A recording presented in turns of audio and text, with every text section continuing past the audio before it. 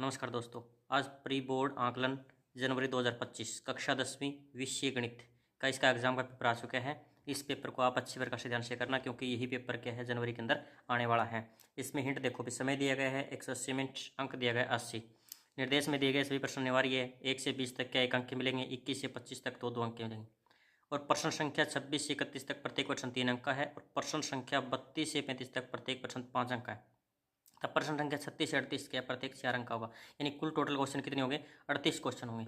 अब इस क्वेश्चन को हल करते हैं, इस पेपर को हल करते हैं। अभी देखो क्या दिया है इसमें। पहला क्वेश्चन दिया गया है, संख्या 140 को अभाज्य गुणनखंड के रूप में दर्शाइए। अभाज्य गुणनखंड पता होना चाहिए, अभाज्य संख्या पता हो। अभाज्य संख्या 140 थी, अभाज्य संख्या 2 3 5 7 ये होती है, 11 13। और अभाज्य गुणनखंड, अब देखो 2 की पावर 2 गुणा में 5 गुणा में 7, इसके हम गुणा करते हैं, 2 दूनी 4, 4 पंजे 20, 20 140 ये हो सकता है। तो इसका मतलब आंसर क्या आ जाएगा, इसका पहला आ जाएगा 2 की पावर 2 गुणा में 5 गुणा में 7, क्योंकि 2 गुणा 2 कितना होता है 4 गुणा 5 गुणा 7, 4 पंजे 20, 20 140 होता है। अगला है, निम्नलिखित में से कौन सी परमेय संख्या नहीं है। अब इसमें रखे कौन सी परमेय संख्या नहीं है, ये दिए गए, वर्गमूल 4, वर्गमूल 25, वर्गमूल 49, वर्गमूल 7। अब जिस संख्या के ऊपर, यानी अभाज्य संख्या, अभाज्य संख्या होती है जैसे बताया 2 3 5 7, इनके ऊपर यदि वर्गमूल मिलेगा तो वो हमारे पास क्या होती है, अपरमेय संख्या होती है। अब परमेय संख्या पूछिए, परमेय संख्या जिसका वर्गमूल, देख ये हमारे पास क्या है परमेय, इसका वर्गमूल निकल सकता है 4, इसका वर्गमूल निकालेंगे 5, इसका 7, 7 क्या है हमारे पास में क्या अपरमेय संख्या, तो इसका आंसर क्या आ जाएगा 7 आ जाएगा। तीसरा दिया गया है, द्विघात बहुपद x 3x माइनस 5 का शून्य ज्ञात कीजिए। क्वेश्चन दिया गया है 3x माइनस 5 शून्य, शून्य के बराबर क्या हम 0 रख देंगे, तो 3x बराबर 0 रखा, 5 को जरा क्या हो प्लस का हो जाएगा, x क्या आ जाएगा 5/3, तो x की वैल्यू क्या आ जाएगी 5/3। अब बच्चे गलती कहाँ करते हैं, 5/3 इसमें दिया गया 5/3, लेकिन ये इसके अंदर क्या माइनस है इसमें प्लस है, तो आंसर क्या आ जाएगा इसका 5/3 आ जाएगा। अगला गया, निम्नलिखित में से किस समीकरण का मूल 2 है, किस समीकरण का मूल। अब इसमें जोड़ा बनाते हैं, x² -4 x + 5, क्योंकि इसका जोड़ा 5 और 4 इसमें इसके अंदर नहीं आ सकता। इसमें x² + 3x - 12, इसका जोड़ा बनाते हैं तो इसका जोड़ा ही नहीं बनता, क्योंकि 4 7 6 और 3 नहीं बनता ना, तो 6 गुणा करने पर 12 और जोड़ करने पर 3 नहीं बन पाता। इसका 6 और 2x की 2, अगला रखे 2x की 2, यानी 2x की 2 -7x + 6 बराबर 0 है। इसका जो गुणा करने पर क्या चाहिए 12, और जोड़े घटा करने पर 7 आना चाहिए, तो 4 और 3 बन जाएगा, माइनस का 4 आ जाएगा माइनस का 3, तो इसमें 4 बन जाएगा, तो इसका आंसर क्या आ जाएगा 2 इसमें आएगा, क्योंकि 2x माइनस का क्या आ जाएगा 4, इसमें x कॉमन आ जाएगा, इसमें 2 कॉमन आ जाएगा, तो x माइनस क्या आ जाएगा 2x आ जाएगा, x माइनस 2, तो इसका मतलब ये आंसर इसका आ जाएगा। क्वेश्चन नंबर 5 देखो भी, AP 2 7 12 का 10वां पद क्या कीजिए। अब 10वां पद का सूत्र क्या होता है, a प्लस में 9d होता है, a इसमें 2 है और d 7 - 2 क्या आ जाएगा 5, तो 10वां पद 2 + में 9 गुणा 5, 9 और 5 गुणा 45 और 2 47, तो आंसर क्या आ जाएगा इसका 47 आ जाएगा।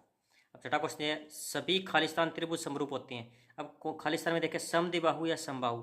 समद्विबाहु का मतलब होता है जिसमें 2 भुजा बराबर होता है, सम का मतलब समान, द्वि का मतलब 2, बाहु का मतलब भुजा, यानी जिसकी 2 भुजा समान होते हैं समद्विबाहु होते हैं। और समबाहु का मतलब जिसकी सभी की सभी भुजाएं क्या होती है बराबर होती है, तो सभी भुजाएं बराबर होती है, सभी कोण बराबर होते हैं, इसका मतलब क्या जाएगा समबाहु त्रिभुज आ जाएगा इसका आंसर। बिंदु आर पी रखे 2 3 की मूल बिंदु से दूरी ज्ञात कीजिए।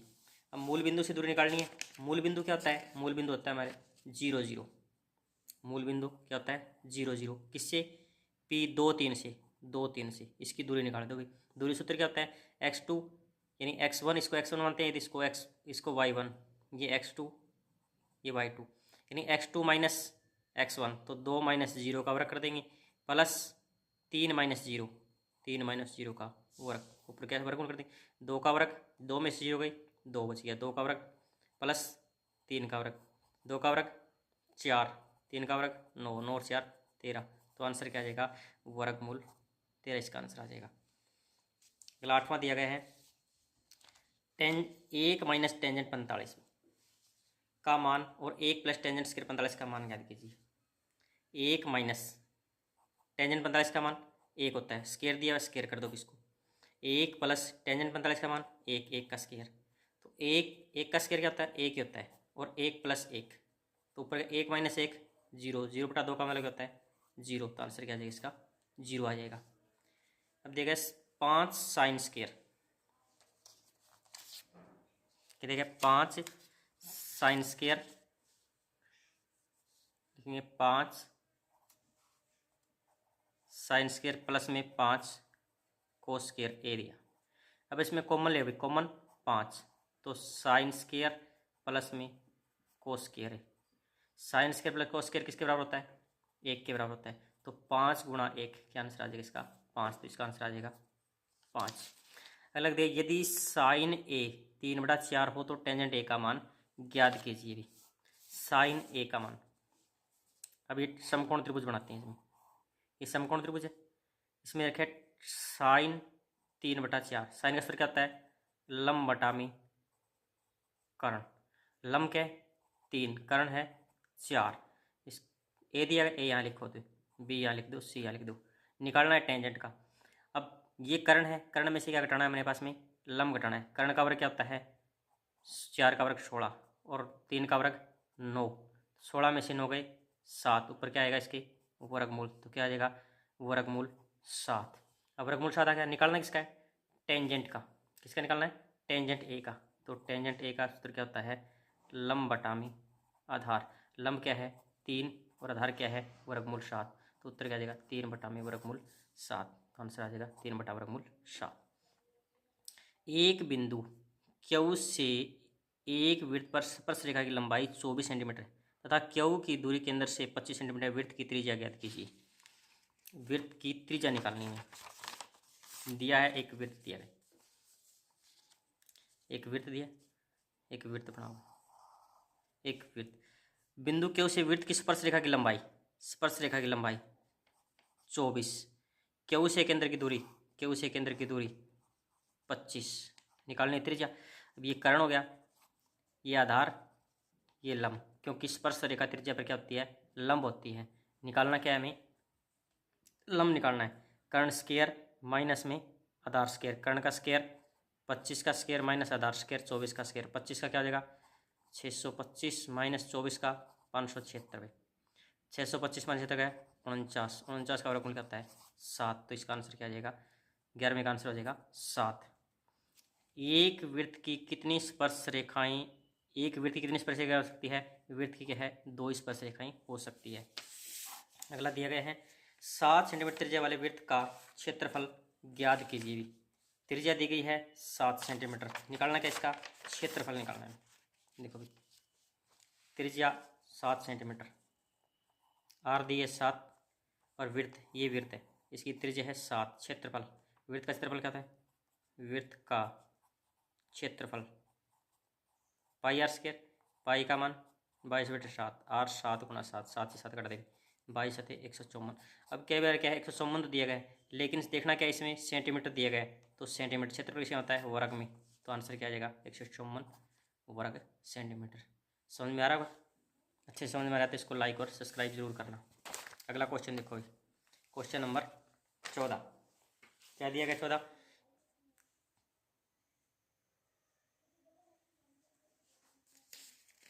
क्वेश्चन नंबर 14 देखो भाई, त्रिज्या आर वाले एक वृत्त के कोण पी डिग्री वाले त्रिज्याखंड का क्षेत्रफल ज्ञात कीजिए। त्रिज्याखंड का क्षेत्रफल क्या होता है त्रिज्याखंड का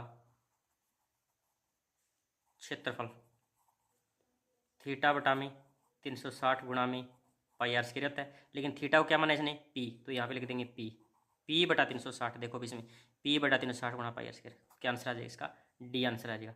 शंकु के आयतन का सूत्र लिख दी, अब शंकु का आयतन क्या होता है 1/3 पाई आर स्क्वायर एच, बिल्कुल आसान सवाल है। 16वां सवाल देखो भाई, पहली 5 प्राकृतिक संख्याओं का मध्य ज्ञात कीजिए। 5 प्राकृतिक संख्या पता होना चाहिए, प्राकृतिक संख्या, प्राकृतिक संख्या, प्राकृतिक संख्या एक से शुरू होती है 1 2 3 4 5, इसका निकालना है माध्य, इसका जोड़ कर दो 5 और 4 9, 9 और 3 12, 12 और 3 15, संख्या कितनी है कुल 5, 5 से भाग कर देवी, 5 दिए 15। तो आंसर क्या आ जाएगा इसका? 3 आ जाएगा। आंसर क्या आ जाएगा इसका? 3 आ जाएगा, इसका 3 आ जाएगा। अगला रखे अभी निम्नलिखित आंकड़ों का बहुलक ज्ञात कीजिए। बहुलक होता है जो सबसे ज़्यादा बार आता है। देखिए इसमें 3 कितनी बार है? 1 2 3 बार, 1 2 बार है, तो सबसे ज़्यादा बार क्या है? 3, तो इसका बहुलक भी क्या आ जाएगा? 3 आ जाएगा। 18वां क्वेश्चन देखो, निम्नलिखित में से कौन सी संख्या किसी घटना की प्रायिकता नहीं हो सकती? अब प्रायिकता के अंदर दिया है भी जो संख्या माइनस में आती है यानी घटा के अंदर आती है वो संख्या की घटना की प्रायिकता नहीं हो सकती। तो इसमें घटा की संख्या देखो कौन सी है? ये प्लस की है, ये घटा की है, तो इसमें क्या आ जाएगा? -1.5 इसकी प्रायिकता नहीं हो सकती। ठीक है, अगला सवाल दिए गए हैं 19वां। 19 और 20 में अभिकथन ए के बाद तर्क आर का कथन है। ए बी सी और डी में सही विकल्प चुने और नीचे दिए गए हैं। अभिकथन ए और तर्क आर दोनों सही है। तर्क आर अभिकथन ए की व्याख्या करता है। बी अभिकथन ए और तर्क आर दोनों सही है और तर्क आर अभिकथन ए को सही व्याख्या नहीं करता है। अभिकथन ए सही है परंतु आर गलत है। अभिकथन ए गलत है परंतु आर सही है। अगला अभिकथन, अभिकथन में क्या देखें आप? इस 19 में से इसमें छाड़ना है भी वर्गमूल 3 एक अपरिमेय संख्या का उदाहरण है। अब पता है भी वर्गमूल 3 क्या है? एक अपरिमेय संख्या है, हमें खुद पता है। फिर क्या है? सभी धनात्मक पूर्णांकों के वर्गमूल अपरिमेय होती है? नहीं, कोई जरूरी नहीं सभी धनात्मक पूर्णांक के वर्गमूल। धनात्मक पूर्णांक क्या है? वर्गमूल अपरिमेय होती है। जरूरी नहीं है धनात्मक, तो हमारे पास में 4 भी होती है, 5 भी होती है, 6 भी होती है, इसलिए नहीं हो सकती। तो इसका मतलब पहला तो सही है, दूसरा गलत है। तो इसमें क्या लिख देंगे? ए सही है परंतु आर गलत है। तो इसका आंसर क्या आ जाएगा? सी आ जाएगा। अलग रखें, अगला दिया गया 20वां। अभिकथन ए बिंदु 0 2 और वाई एक्स पर स्थित है। ठीक है, वाई एक्स पर स्थित है। आर रखे वाई एक्स पर किसी बिंदु का एक्स निर्देशांक शून्य होता है। अब वाई एक्स पर किसी बिंदु का एक्स निर्देशांक शून्य होता है। हाँ ठीक है, पर क्या इसके अंदर पहला भी सही है और दूसरा क्या है? गलत है। तो इसके अंदर क्या है? दूसरा, इसका भी आंसर सी आ जाएगा। अब क्या है? एक खंड एक पूरा हो गया। अब खंड बी देख भी, प्रत्येक प्रश्न 2 2 अंक के हैं। खंड ख के अंदर दिया गया है भी प्रत्येक प्रश्न क्या है? 2 2 अंक के। एक एक नंबर वाले हमारे 20 होगी। पहला क्वेश्चन है निम्नलिखित रैखिक समीकरणों के युग्म को हल कीजिए। अब रैखिक समीकरण क्या है? 2x + 3y बराबर है 11 और 2x - 4y बराबर है -24। अब इस समीकरण के अंदर ना तो कोई प्रतिस्थापन दिया गया है ना ही विलोपन विधि दी गई है। कोई विधि का नाम नहीं दिया गया, तो हम किसी विधि से भी इस चीज़ को हल कर सकते हैं। तो इसमें गुणांक बराबर करके इसको हम हल कर सकते हैं। ये समीकरण नंबर 1 है, ये समीकरण नंबर 2 है। यानी जोड़ने पर घटाने पर क्या होता है? दोनों अगर प्लस की है तो घटाने पर आएगा, दोनों माइनस की है तो घटाने पर आएगा। तो इसके आएगा घटाने पर। ये माइनस, ये प्लस और ये प्लस, ये घट जाएगा। प्लस का 3 है और प्लस का ही 4 आएगा 7y। प्लस का ही 24 है और प्लस का ही 11 35। y की वैल्यू क्या आ जाएगी? 35/7 आ जाएगा 5। y का मान आ गया। अब y का मान समीकरण 1 में रख दे, 1 में रख देते हैं। 2x + 3 गुणा में y की जगह रखेंगे 5 बराबर है 11। इसकी गुणा कर दो 15 आ जाएगा। तो 2x बराबर है 11 माइनस का 15। क्यों? क्योंकि इसको बराबर से इस तरफ लेकर आए। तो क्या बचेगा? -4। x की वैल्यू निकालनी, x बराबर है -4। 2 कहाँ आ जाएगा? डिवाइड यानी बटा में काट दो, इसको माइनस का 2। तो x की वैल्यू 5 और y की वैल्यू -2। x और y की वैल्यू आ जाएगी। अगला इसका दूसरा भाग, दूसरा सवाल दिया गया है PQR की भुजाओं PR और QR पर S और T इस प्रकार है कि कोण P बराबर किसके है? कोण RT है। तो दिखाइए कि RPQ त्रिभुज RTS है। अब त्रिभुज बनाओ पहले। ये त्रिभुज बना ली। इस त्रिभुज में दिया क्या है? इसने क्या बोला है? भी PQR, यहाँ पे P लिखो, यहाँ पे Q और यहाँ पे R। PR, ये PR है और QR, PR पे क्या है? S। QR पे क्या है? T। इसको मिला दो भी, दोनों को मिला दिया, S और T को। बिंदु है कि कोण P, ये कोण दिया है किस पे? RTS, इस पे दिखाया गया। तो लिखेंगे दिया है, क्या दिया गया है? लिख देंगे त्रिभुज PQR की भुजा PR और QR SP पर S और T इस प्रकार बिंदु है कि कोण P, एक लिख देंगे कोण P बराबर है कोण RTS। ठीक है, सिद्ध करना है। क्या सिद्ध करना है? कोण नहीं, त्रिभुज आर पी क्यू समरूप त्रिभुज आर टी एस। अब पहले त्रिभुज को देखो कौन कौन सी त्रिभुज समरूप करने। त्रिभुज आर पी क्यू बड़ी त्रिभुज होगी, और आर टी एस छोटी त्रिभुज। इन दोनों को सिद्ध करना है। क्या लिखेंगे? प्रमाण में लिखोगे। क्या सिद्ध करेंगे?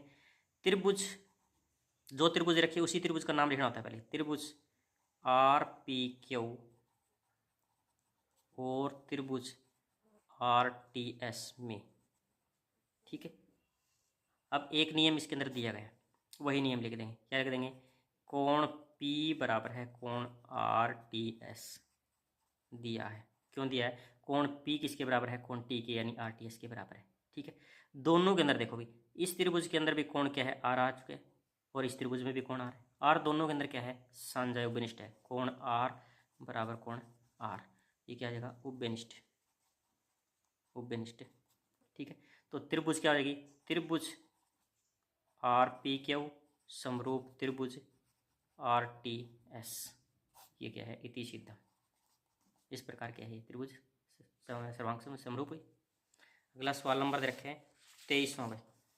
क्या दिया 23वां? देखो भी, सिद्ध कीजिए किसी वृत्त के परिगत समांतर चतुर्भुज समचतुर्भुज होता है।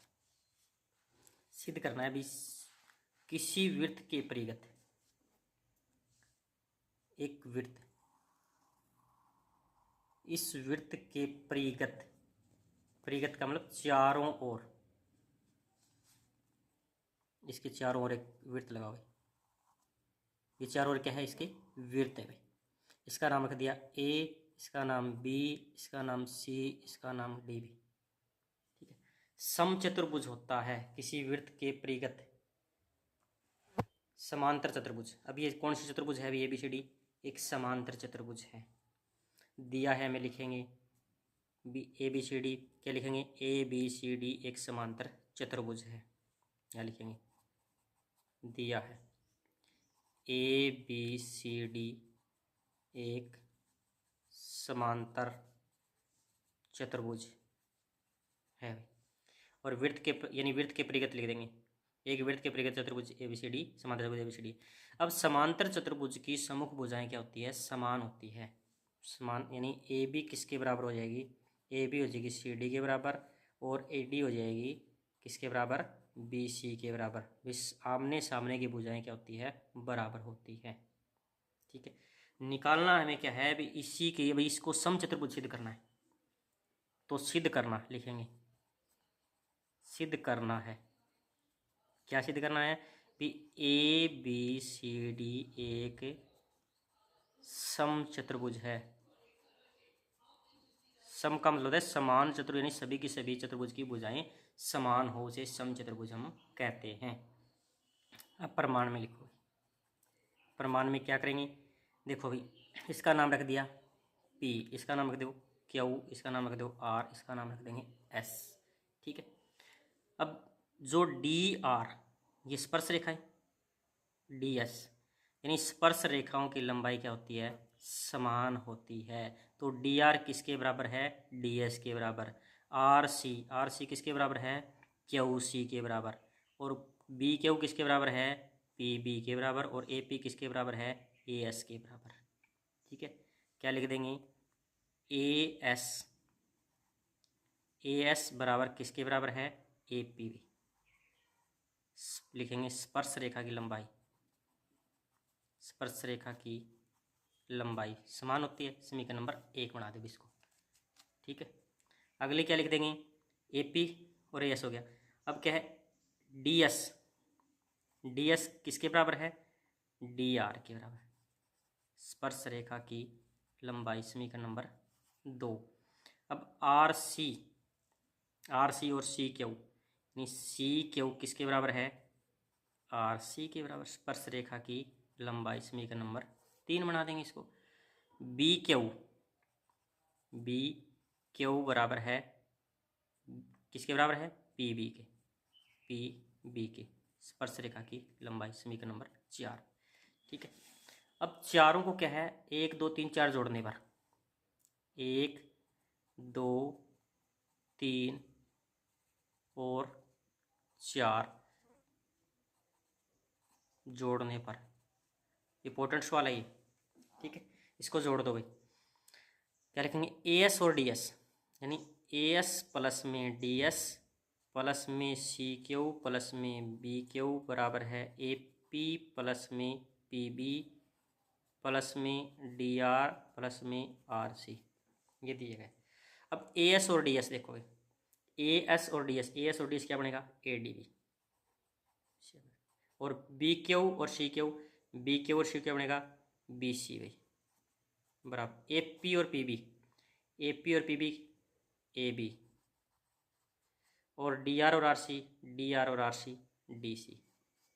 यहाँ तक समझ में आया, ठीक है भाई। अब दिया क्या है भी, ए बी सी डी एक समान चतुर्भुज है।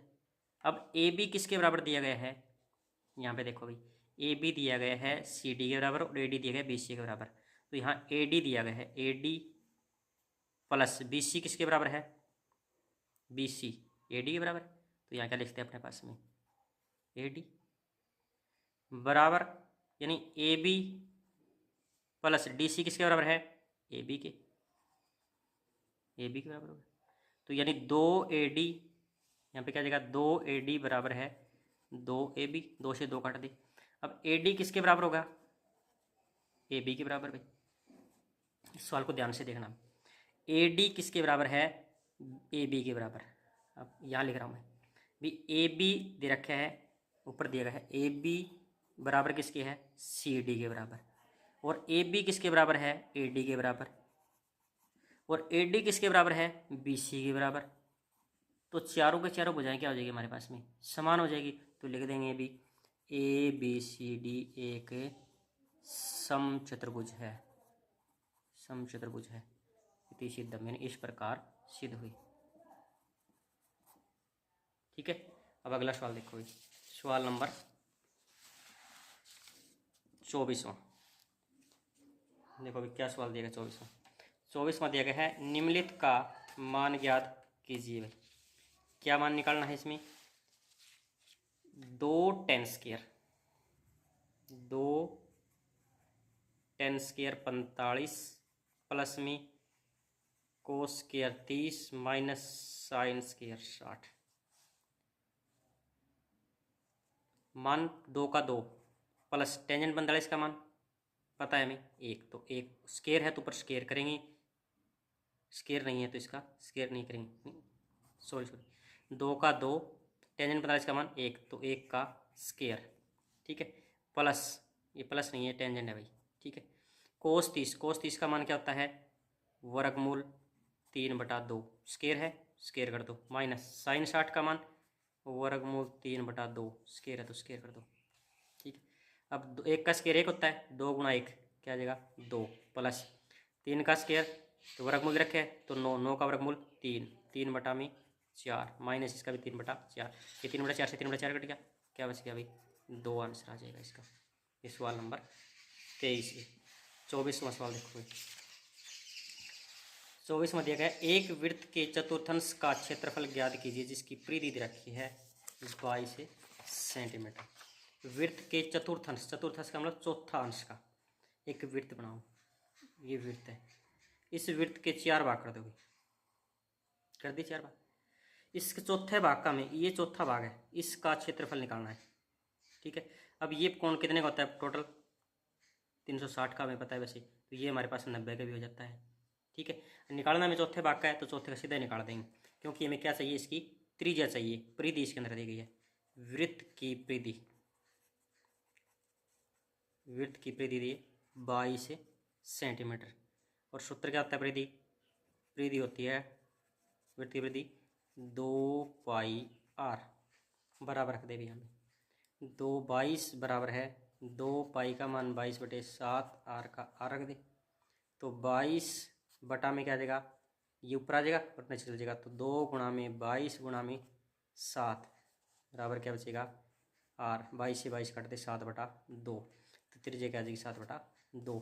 अब वृत्त की त्रिज्या, त्रिज्या मिलेगी 7/2 सेंटीमीटर में, ठीक है। निकालना है वृत्त का क्षेत्रफल, तो चतुर्थांश का सीधा लिख देंगे, चतुर्थांश यानी वृत्त के चतुर्थांश का क्षेत्रफल, वृत्त का क्षेत्रफल होता है जैसे पाई आर स्क्वायर, और चौथे का हिस्सा है तो बटा में क्या कर देंगे 4 कर दो इसको।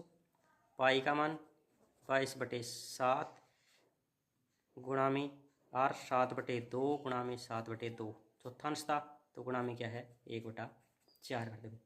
ठीक है, 7 से 7 काट दोगे, 2 से काट दो 11, अब 11 और 7 गुणा कर दो 11 सते 77, 4 दूनी 8, किसका क्षेत्रफल किस आता है वर्ग से।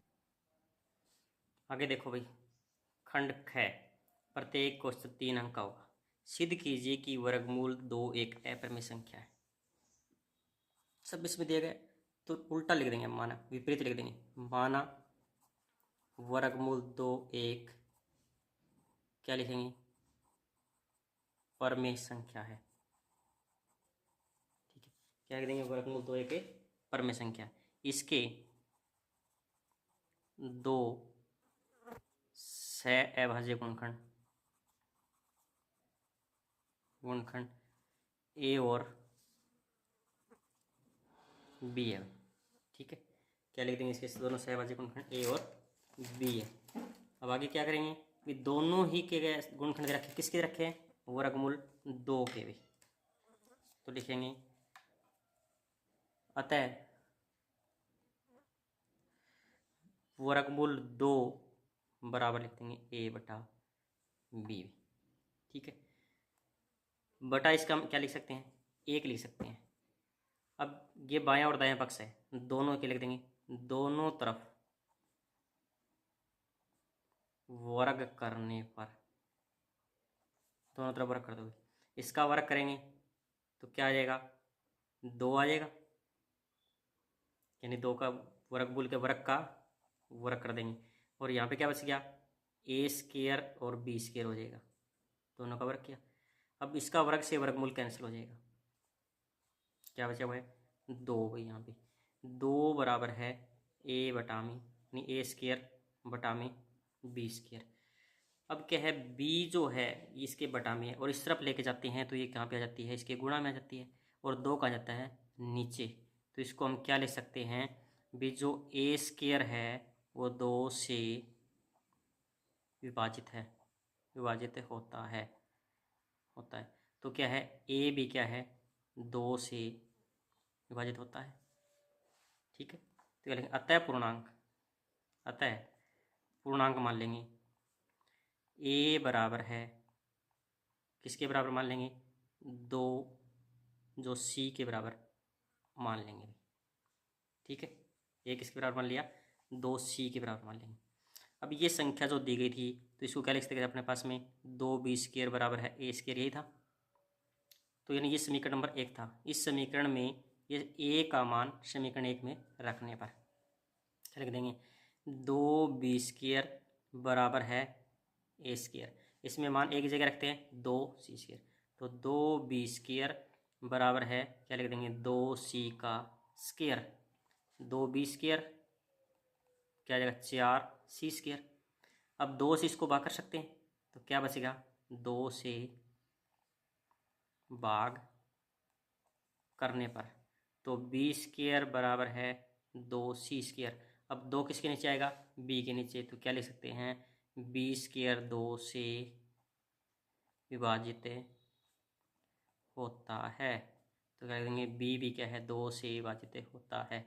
इसलिए यानी a और b क्या लिखेंगे a और b का सहभाज्य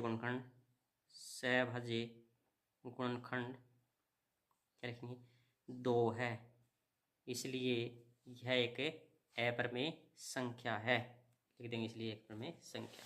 ठीक है, अब सवाल नंबर अगला देखो, सवाल नंबर अगला दे रखा है 27वां क्या दिया गया है एक द्विघात बहुपद बनाइए जिसकी शून्य दे रखे 8 और शून्यों का गुणनफल दिया हुआ है -56। द्विघात बहुपद, एक सूत्र बताया गया द्विघात बहुपद का,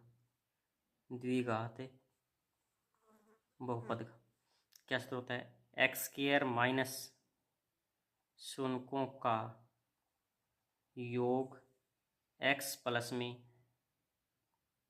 शून्यों का गुणनफल।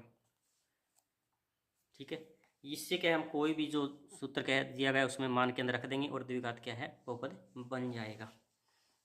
देखो भी इस रखना, इस सूत्र के अंदर रखना और कुछ नहीं करना। हमें एक्स स्क्वायर माइनस शून्य को शून्य, एक शून्य दिया गया, शून्य कितना है 8, फिर क्या है एक्स प्लस शून्य का गुणफल माइनस का 56, तो x square minus 8x minus से गुणा माइनस 56, ये क्या आ जाएगा द्विघात बहुपद बे।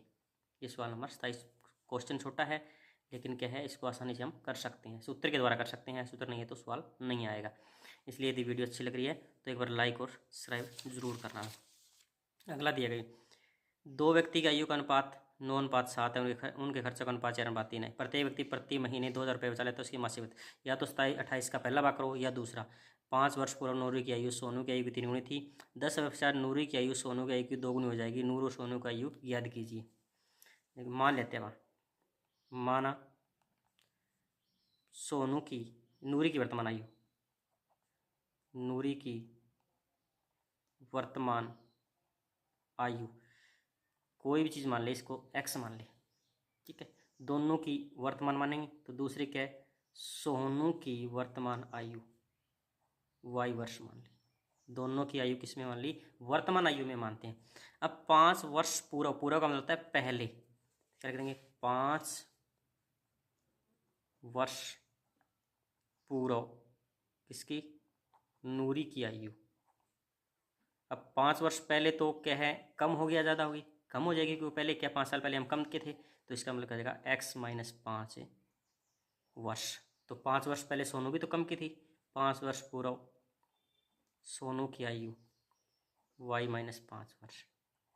ठीक है, अब अगर कहे नूरी की आयु सोनू की आयु की 3 गुनी थी प्रश्नानुसार, लिख दो भाई x-5 बराबर लिख दो y-5, दोनों को बराबर रख दो, पहले समझ में नहीं आया तो। और क्या नूरी की आयु सोनू की आयु की 3 गुनी थी, जो नूरी की आयु सोनू की आयु की 3 गुनी थी, तो इसका मतलब नूरी की आयु पहले है तो किसको हम सोनू की आयु को 3 से गुणा कर देंगे।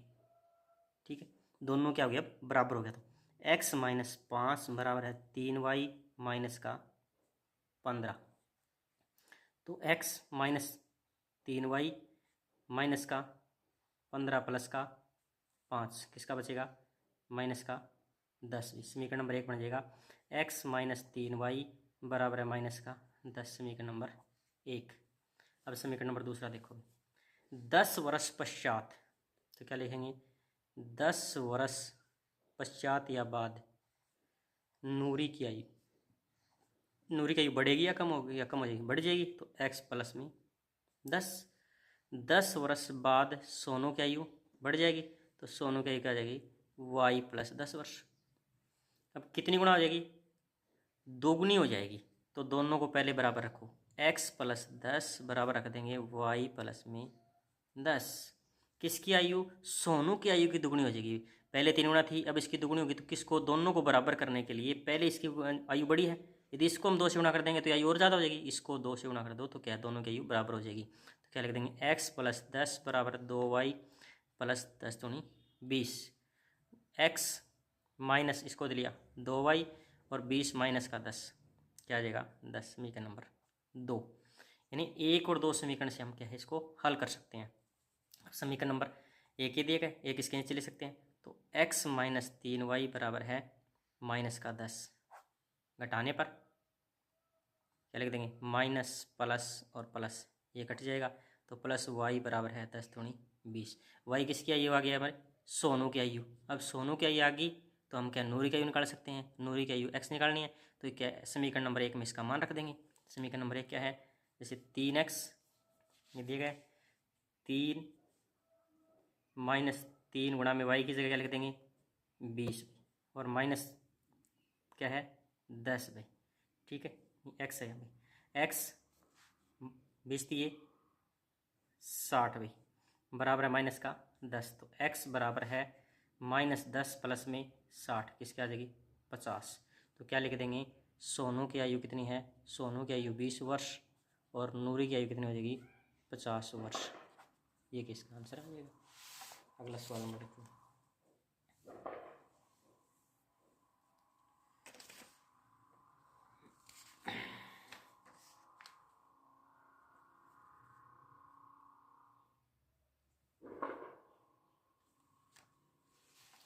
अगला सवाल नंबर 30वां देखो भाई, क्या दिया गया है, cosecant theta minus cot square theta, इसको हल करना है। Cosecant theta minus cot theta square बराबर 1 माइनस कोस थीटा और 1 प्लस में कोस थीटा। इस सवाल को हल करना है, सवाल नंबर 30 बन गया। अब कोसिकेंट को हम किस में चेंज करना है, सारा सवाल हम क्या है साइन कोस में चेंज करेंगे। इसका कोसिकेंट क्या होता है, कोसिकेंट का होता है 1 में साइन थीटा में, क्या लिख देंगे बराबर में, यानी कोसिकेंट थीटा होता है 1 में साइन थीटा, और कोट थीटा होता है कोस थीटा बटा में साइन थीटा। एक यहाँ पे कोट का मान क्या हो जाएगा, कोस बटा साइन, कोस थीटा बटा में साइन थीटा। ऊपर स्क्वायर दे रखे, स्क्वायर कर दो, दोनों का क्या ले लेंगे हम, एलसीएम ले लेंगे। एलसीएम क्या आ जाएगा, साइन थीटा, साइन को साइन से भाग कर दिया, 1 आ गया, माइनस में क्या आ जाएगा कोस थीटा, ऊपर क्या दिया गया है स्क्वायर दिया गया है। ठीक है, यहाँ तक आया समझ में। अब यहाँ पे देखें 1 माइनस कोस थीटा स्क्वायर दे रखे, तो इसका क्या पूरा लिख सकते हैं, हम 2 बार लिख सकते हैं इसको। ठीक है, दोनों को अलग अलग लिखेंगे, 1 माइनस में कोस थीटा, इसको लिख सकते हैं 1 माइनस में कोस थीटा, क्योंकि 2 स्क्वायर रखे, और इसका क्या लिख सकते हैं साइन स्क्वायर थीटा। इसका स्क्वायर भी दोनों का स्क्वायर हटा दिया। अब साइन स्क्वायर थीटा किसके बराबर होता है, साइन स्क्वायर थीटा होता है 1 माइनस में कोस स्क्वायर थीटा की। ठीक है, अब इसको लिख देंगे 1 माइनस में कोस थीटा और 1 माइनस में कोस थीटा, बटा में क्या लिख देंगे 1 माइनस में कोस स्क्वायर थीटा। अब इसका अगर 2 लिख दिया, यानी ए का स्क्वायर बी का स्क्वायर, एक फार्मूला हो गया। इसको क्या लिख देंगे ए, यानी ए स्क्वायर माइनस बी स्क्वायर किसके बराबर होता है, ए माइनस बी और ए प्लस में बी, ये होता है ए माइनस बी और प्लस बी। तो इसको 2 बार लिख देंगे, 1 माइनस में कोस थीटा, ऊपर वाला चेंज नहीं करना, 1 माइनस में कोस थीटा। अब ये प्लस माइनस सूत्र हो गया, तो एक बार लिख देंगे 1 माइनस कोस थीटा और 1 प्लस में cos theta. 1 minus minus cut गया, क्या बचा हुआ है 1 माइनस कोस थीटा बटा में 1 प्लस में कोस थीटा। ये क्या आ जाएगा हमारे पास में right hand side, left hand side और राइट हैंड क्या इक्वल हो जाएगी। अगला सवाल नंबर देखो भी 31वां सवाल, 52 पत्तों की अच्छी प्रकार से फेंटी गई एक गड्डी में से एक पत्ता निकाला जाता है, निम्नलिखित प्रायिकता ज्ञात कीजिए। लाल रंग की बेगम एक फेस कार्ड पान की दुग्गी। वीडियो को ध्यान से देखना भाई, समझ में अच्छे से आ जाएगी। क्या रखे है 52 पत्तों की, अब कुल पत्ते 52, यानी कुल पत्ते या कुल परिणामों प्रायिकता कुल परिणामों की संख्या क्या हो जाएगी 52। अब इस गड्डी के अंदर दे रखे है, पूरा का पूरा गड्डी में दिया गया है 52 पत्ते होते हैं। लाल रंग की बेगम निकालना है, लाल रंग की बेगम, उससे पहले पता होना चाहिए भी बेगम कितनी होती है। टोटल हमारे पास क्या होती है 4 बेगम होती है, जिसमें क्या है 2 काले रंग की होती है और 2 होती है हमारे पास में लाल रंग की होती है, यानी 2 काले रंग की और 2 लाल रंग। तो लाल रंग की बेगम कितनी होगी 2 होगी। तो इसकी प्रायिकता निकालनी है, प्रायिकता क्या हो जाएगी कुल परिणामों की संख्या अनुकूल बटा में कुल, अनुकूल क्या है 2, 2 बटा में 52, इसको काट दे 1 बटा 26 हो जाएगी। फेस कार्ड, अब इस ये सवाल को कई बार के बहुत बच्चे गलत करते हैं, फेस कार्ड समझते नहीं। फेस का मतलब होता है तस्वीर, इसमें क्या कई बार क्या फेस कार्ड दिया जाता है, तस्वीर वाला दिया गया है, चित्र पत्ते दिए गए हैं। ठीक है, तो चित्र पत्ते होते हैं गुलाम, जैसे गुलाम, बेगम और बादशाह। ये 4 गुलाम होते हैं, 4 बेगम होते हैं और 4 बादशाह होते हैं। 12 क्या होते हैं चित्र पत्ते होते हैं, या फेस कार्ड आ जाए, तस्वीर वाले पत्ते आ जाए, वो क्या होते हैं इसी चित्र गुलाम बेगम बादशाह आएंगे। तो लिखेंगे फेस कार्ड या तस्वीर पत्ते कितने हो गए 12। ठीक है, तस्वीर पत्ते 12 हो गए। निकालने किसकी कुल परिणाम पता ही है, कुल परिणाम 52, प्रायिकता 12 बटा में 52। जो एक किसी पहाड़े से 1 से काटने को ही काटना है, जैसे 4 से कट जाएगा, 4 3 12, 13 के 52 तो कितना आ जाएगा 3 बटा 13। अगला रखे पान की दुग्गी, अब सीधा दिया इसने पान की दुग्गी, तीसरा पढ़ा रखे पान की दुग्गी। यदि किसी एक संख्या का नाम आ जाए तो वो अकेली बनेगी, क्योंकि दुग्गी अकेली आ गई, वो भी पान की। अगर दुग्गी बोलते तो चार हो जाती, ठीक है। इसने बोल दी दुग्गी, ये बोल दे भी दुग्गी, तो कितनी होती, चार। लेकिन उसका नाम बोल दिया अभी पान की दुग्गी, तो पान की दुग्गी कितनी होती है, एक ही होती है। तो लिखेंगे पान की दुग्गी, पान की दुग्गी है एक। और कुल परिणाम कितने हैं, 52, यानी कुल पत्ते 52। इसकी प्रायिकता आ जाएगी 1/52। कितना आसान सवाल है। लेकिन इसमें क्या है, तासों के बारे में जिसको नहीं पता तो एक बार क्या है, इन पत्तों के बारे में ज़रूर देख लेना, क्योंकि हर परीक्षा के अंदर क्या है, इस का एक सवाल पूछा जाता है। ये क्या है, जो खंड 3 दिया गया है। आगे बचे हुए हैं 5-5 अंक के क्वेश्चन भी। अगला क्वेश्चन क्या रखें, 2 क्रमागत धनात्मक पूर्णांक ज्ञात कीजिए जिसका गुणनफल 306 है। 2 क्रमागत, क्रम का मतलब होता है लगातार आने वाली संख्या, ठीक है। माना पहला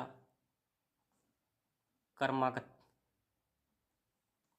पूर्णांक, क्या लिख देंगे, x लिख दिया भाई।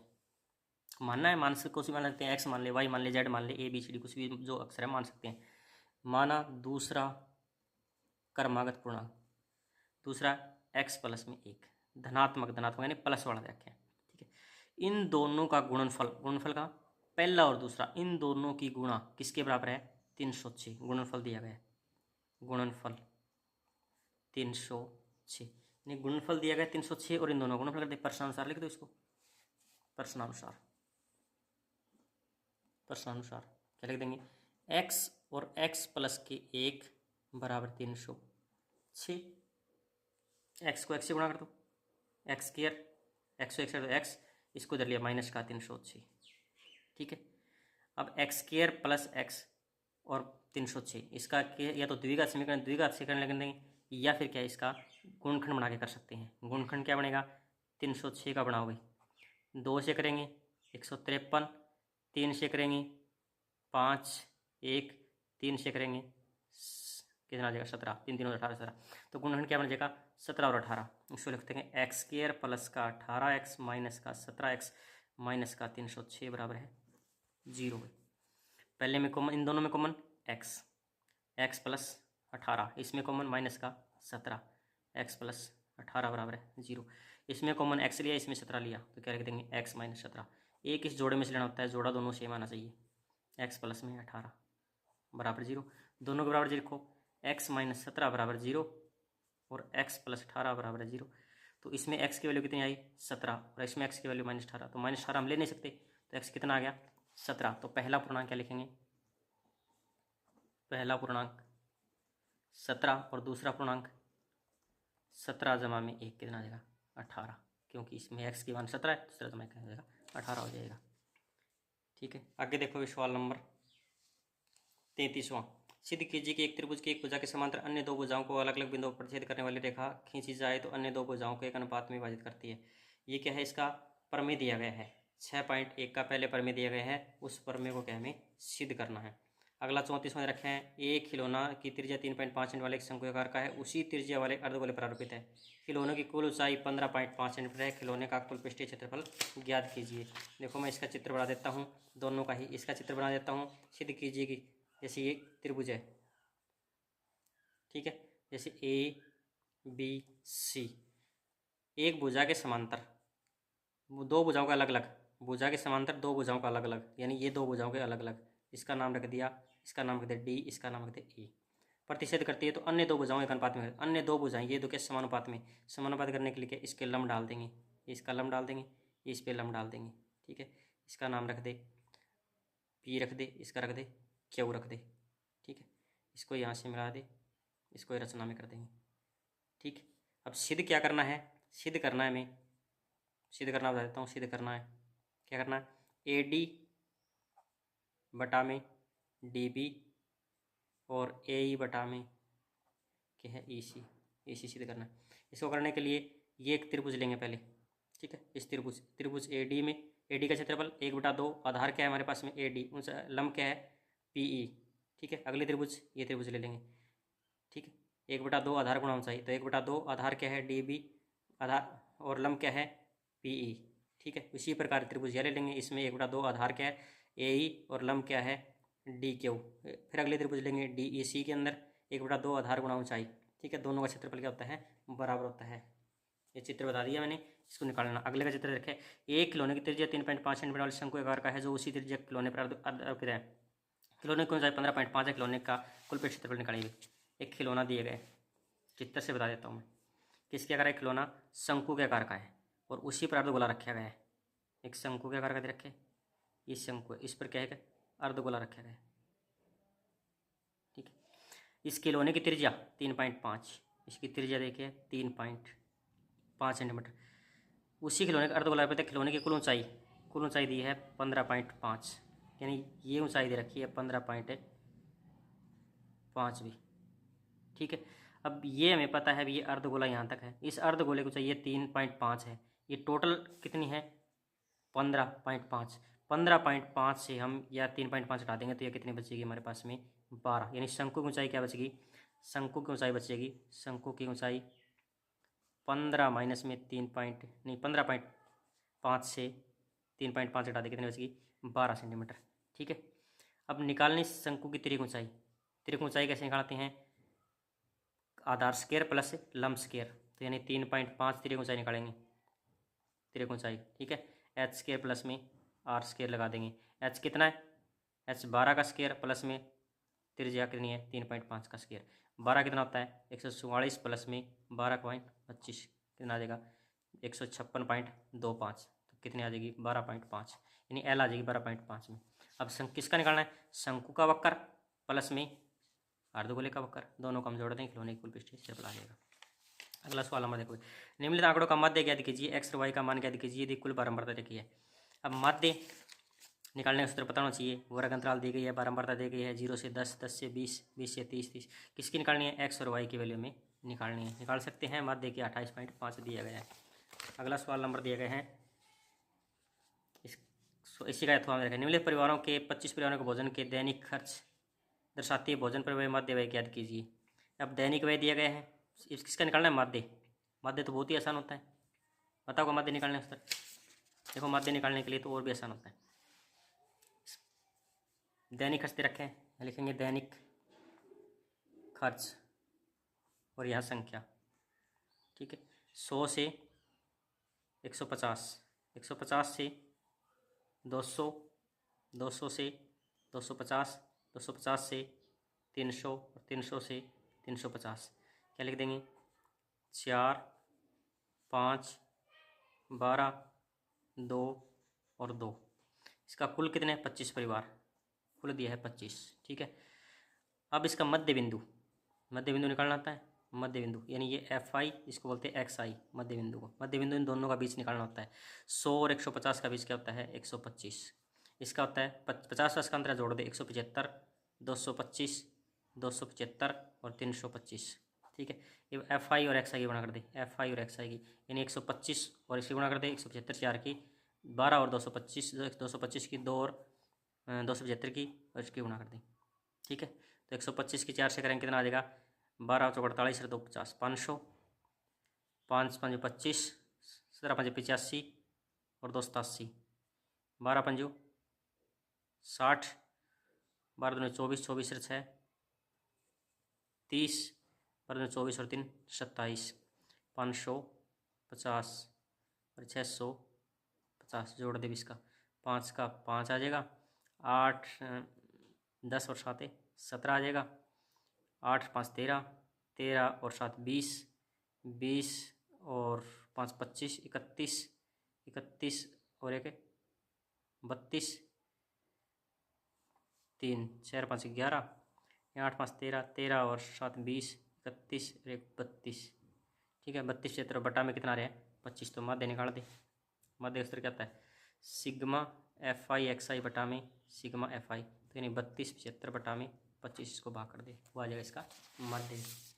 अगला सवाल नंबर रखे है, एक आलू दौड़ प्रोग्राम में प्रारंभ स्थान पर बाल्टी रखी हुई है, जो पहले आलू को 5 मीटर की दूरी पर तथा अन्य आलुओं को सीधी रेखा में परस्पर 3 मीटर की दूरी पर रखा जाता है। रेखा पर आलू दिखाए गए हैं प्रत्येक भाग में, इसमें आलू के लिए एपी वाला दिया गया थी, इसको कैसे करना है देखो पहला आलू दिया गया है, बहुत ही आसान तरीका है इसका समझने के लिए। आलू प्रयोगता में जैसे ये बाल्टी दी गई है, यहाँ से ये लड़की खड़ी है, यहाँ लड़की खड़ी थी पहले। अब ये लड़की यहाँ से उठ करके यानी एक आलू उठाने के लिए जाती है। पहली दूरी कितनी है, यहाँ पर 5 मीटर है। एक आलू यहाँ पे है, एक यहाँ पे है, बाकी आलू यहाँ पे 10 आलू तक रखे हुए। अब यहाँ से आलू गई, वो उठाने के लिए गई, कितने मीटर चली, 5 मीटर, और आई कितनी, 5 मीटर, तो वापस कितनी होगी, 10। दूसरा आलू उठाने के लिए 5 तो यहाँ पे, 3 यहाँ पे, कितनी होगी, 8। 8 गई, वापस कितनी आई, 8, कितनी होगी, 16। तीसरी कितनी आई, 5 और 3 8, 8 3 11, 11 वापस गई, कितनी होगी, 22। टोटल कितने आलू है इसके, 10। 10 दौड़ लगाई, रखे में 10 आलू रखे गए हैं, तो 10 तरह के यानी आलू तक है, तो एन कितना हो जाएगा, एन हो जाएगा 10 भी। ठीक है, ए दे रखे है 10, डी दिया है 16 माइनस 10 6, और एन दिया गया है 10। एस एन का फार्मूला लगा दो, एस एन का एन बटा में 2, 2a प्लस में एन माइनस 1 इंटू डी, वो क्या आ जाएगा, इसका कुल जो आलू है उसको कितनी दूरी दौड़नी पड़ी वो आ जाएगा।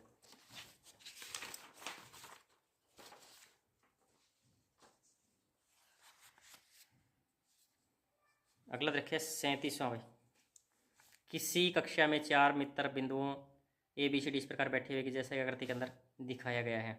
चंपा और चमेली कक्षा के अंदर है। कुछ मिनटों देखने के बाद चंपा चमेली से पूछती है, क्या तुम नहीं सोचते कि ए बी सी डी एक वर्ग है। चमेली इस तरह से इससे सहमत नहीं है कि दूरी सूत्र का प्रयोग करके याद कीजिए। अब दूरी सूत्र निकालना है, और दूरी सूत्र निकालने के लिए क्या है, दूरी सूत्र का फार्मूला हमें पता होना चाहिए। देखो अब इस चित्र में बता देता हूँ, ये इस चित्र को जैसे आगे बढ़ा दो भाई, अब ये ग्राफ बनाते हैं, ठीक है। अब ये होता है सारा एक्स का भी, इस साइड में किसका होता है, प्लस एक्स, इस साइड में किसका होता है, प्लस वाई, ये किसका होता है, माइनस एक्स, और ये होता है माइनस का वाई। अब ये मूल बिंदु होता है 0 0। अब ए यहाँ पे है, ए किसके है, एक्स कितना है 3 और वाई कितना है 4, तो ए की वैल्यू कितनी आ गई, एक्स 3 और 4। अब बी पे आ जाओ, बी कहाँ है, यहाँ पे। एक्स कहाँ पे है 6, पहला एक्स का होता है फिर होता है वाई का, तो एक्स का 6 है और वाई का 7 है, तो 6 और 7 आ जाए। अब सी देखो यहाँ पे एक्स कितना आ गया 9, और डी ना, और वाई क्या है 4, 9 और 4। फिर किसका है डी 6 और 1, डी है 6 और 1। ये इसके सभी बिंदु आ गए। इन बिंदुओं के में क्या है दूरी निकालनी है। जैसे इसको मिला दिया, ए को बी से, बी को सी से, और सी को डी को, और डी को ए से। किसकी दूरी निकालनी है, ए बी की दूरी, बी सी की दूरी, सी डी की दूरी, और डी ए की दूरी। चारों की चारों दूरियां निकालनी है, ठीक है। चारों दूरी हम निकालेंगे तो चारों दूरी क्या है समान आएगी, इसलिए क्या है ये कि वर्ग के अंदर बैठे हैं। फिर क्या है, वर्ग समान दूरी पर जरूरी नहीं है कि चारों भुजा जिसके बराबर आ जाए वर्ग हो जाए, नहीं। फिर क्या निकालेंगे, विकर्ण निकालेंगे। विकर्ण क्या होता है, ए सी की दूरी निकालेंगे और बी डी की दूरी निकालेंगे। इन विकर्ण भी क्या होता है बराबर होते हैं, क्योंकि चतुर्भुज के जो वर्ग के होते हैं विकर्ण भी बराबर होते हैं और चारों भुजा बराबर होती है, इसलिए विकर्ण भी बराबर आएंगे और दूरी बराबर आएगी। इसे क्या होता है कि एक वर्ग के अंदर बैठे हुए हैं। अगला लास्ट सवाल देखो भी इसका, 80 मीटर चौड़ी एक सड़क के दोनों आमने सामने समान लंबाई वाले 2 खंभे लगे हुए हैं। इन खंभों के बीच की सड़क के एक बिंदु से खंभे के शिखर का उन्नयन कोण 60 और 30 है। खंभे की ऊंचाई और खंभे की दूरी ज्ञात कीजिए। दोनों खंभे की ऊंचाई भी निकालनी है और खंभे की दूरी भी निकालनी। एक 30 का दिया गया है और एक दिया गया है 60 का, दोनों ही दिए गए। एक कोण लेते हैं, देखो भाई, यदि हमने ये कोण ले लिया, ये 60 का है और ये 30 का, ये ए सी दी गई, ए सी देखिए 80, क्या लिखेंगे ए सी 80 सेंटीमीटर, 80 मीटर दी गई ए सी। यदि ए पी को हम कुछ भी मान लें, ए पी को यदि एक्स मान लिया तो ये क्या आ जाएगी 80 माइनस एक्स, क्योंकि इससे कम हो जाएगी, ठीक है। इन खंभों की ऊंचाई को एच मान लिया, ये भी खंभा है और ये भी खंभा है, इसको एच मान लिया। अब 2 त्रिभुज बन गई, एक त्रिभुज ए पी बी जिसमें लंब और आधार, एक त्रिभुज बन गई पी सी डी इसमें लंब और आधार, ठीक है। दोनों में हम निकालना है, एच भी निकालना है और इस खंभों की दूरी, तो लिख देंगे माना खंभे की ऊंचाई, खंभे की ऊंचाई एच मीटर भाई, ठीक है। तो लिख देंगे समकोण त्रिभुज ए पी बी में, समकोण त्रिभुज ए पी बी में, ए पी बी में एच क्या है लंब, ये आधार, तो लंब बटा में आधार, एच बटा में एक्स, लंब बटा आधार क्या होता है टेंजेंट, कितने डिग्री है 60 डिग्री भी। टेंजेंट 60 का मान होता है। h बटा में x टेंजेंट 60 का मान √3/1 कर दो, आर पर गुणा कर दो।